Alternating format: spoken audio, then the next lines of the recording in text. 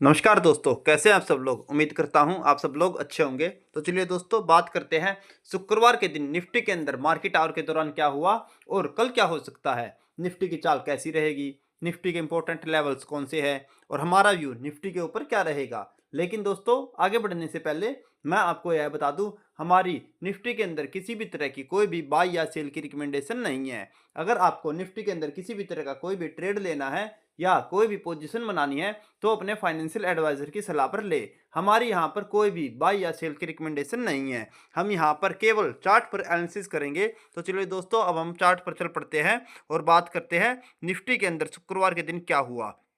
दोस्तों, शुक्रवार को निफ्टी गैप अप ओपन हुई थी और 23,800 के आसपास निफ्टी ओपन हुई और वहां से निफ्टी ने एक ऊपर की तरफ की चाल ली जो निफ्टी को 23,940 तक लेकर गई। उसके बाद निफ्टी ने अपनी 15 मूविंग की एवरेज को ऊपर की तरफ रेजिस्टेंस के रूप में लिया और वहां से निफ्टी ने एक नीचे की तरफ की गिरावट दिखाई जो निफ्टी को दोबारा 23,800 तक लेके गई। और शुक्रवार के दिन अगर आप रेंज की बात करें तो 150 पॉइंट की रेंज के अंदर ही निफ्टी कारोबार करती रही और 23,800 से 23,940 के बीच में ही कारोबार निफ्टी ने किया और लगभग 23,830 के आसपास निफ्टी क्लोज हो गई। दोस्तों, शुक्रवार के दिन निफ्टी ने ना तो अपना नीचे की तरफ का लेवल तोड़ा और ना ही अपने ऊपर की तरफ का कोई भी लेवल तोड़ा और एक छोटी रेंज के अंदर निफ्टी कारोबार करती रही।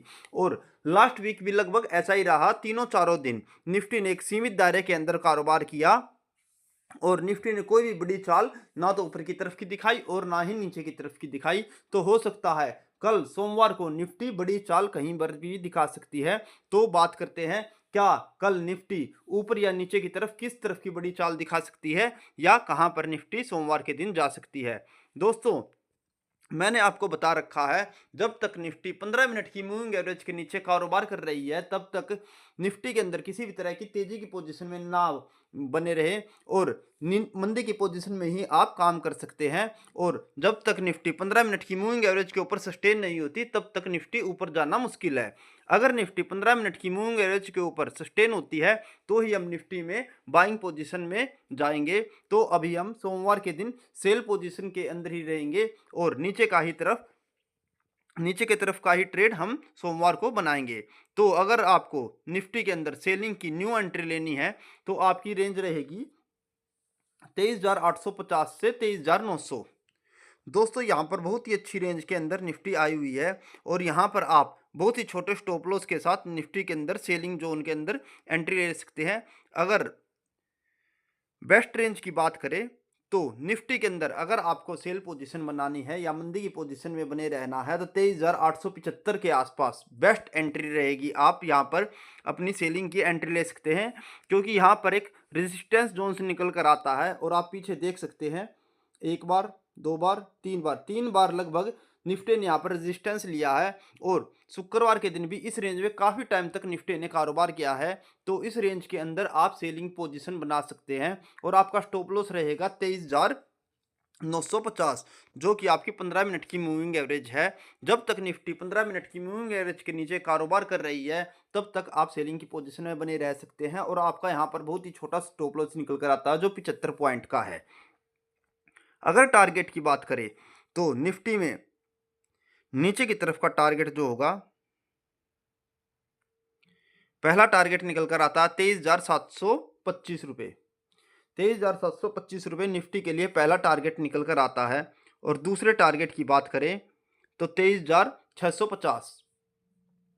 निफ्टी सोमवार के दिन कल अगर नीचे की तरफ गिरती है और 23,725 के लेवल को नीचे की तरफ ब्रेक करती है तो 23,650 तक निफ्टी जाने की कोशिश कर सकती है। और एक्सट्रीम सिचुएशन में अगर निफ्टी के अंदर बड़ी गिरावट आती है 23,525, ये लास्ट रेंज रहेगी सोमवार के लिए। अगर निफ्टी नीचे की तरफ की कोई भी बड़ी चाल दिखाती है तो निफ्टी पहला जो लेवल निकल कर आता है निफ्टी में 23,725, दूसरे लेवल की बात करें तो 23,650 और तीसरे लेवल की बात करें 23,525।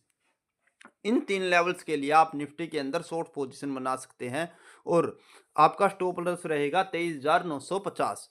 तो सोमवार के दिन आप इस स्ट्रेटजी के अंदर काम कर सकते हैं। और अगर निफ्टी अपनी 15 मिनट की मूविंग एवरेज के ऊपर आकर सस्टेन होती है तो निफ्टी एक ऊपर की तरफ की चाल दिखाएगी और उस कंडीशन में आपको बता दूं 24,150।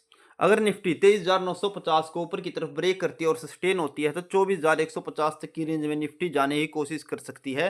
तो इन तीन दोनों चीज़ों को आप नोट करके रख लीजिए और इसी स्ट्रेटजी के साथ आप कल ट्रेड ले सकते हैं। पहले आप शॉर्ट पोजीशन बना सकते हैं और अगर 23,950 के ऊपर निफ्टी सस्टेन रहती है और काफ़ी टाइम तक ऊपर ही रहती है तो आप ये वाली पोजीशन में जा सकते हैं जहां पर आपका टारगेट 24,150 तक रहेगा। दोनों ही कंडीशन में आपका स्टॉप लॉस 15 मिनट की मूविंग एवरेज रहेगी। पर अभी तक मुझे नहीं लगता निफ्टी ऊपर जाने की कोशिश कर सकती है, क्योंकि निफ्टी अभी 15 मिनट की मूविंग एवरेज के ऊपर सस्टेन नहीं हुई है और ना ही 15 मिनट की मूविंग एवरेज के ऊपर अभी तक निफ्टी ने क्लोजिंग दी है। तो आप शॉर्ट पोजिशन के अंदर बने रह सकते हैं। तो दोस्तों इन सब लेवल्स को नोट कर लीजिए और स्ट्रेटजी को नोट कर लीजिए। और अगर आपको हमारी वीडियो अच्छी लगी हो तो इसको लाइक करें, शेयर करें और कमेंट करें। और आपको हमारा चैनल पसंद आ रहा हो तो इसको सब्सक्राइब करें और बेल आइकन को दबाना ना भूलें, ताकि आगे भी आपको ऐसी यूज़फुल वीडियो देखने को मिलती रहे। धन्यवाद दोस्तों।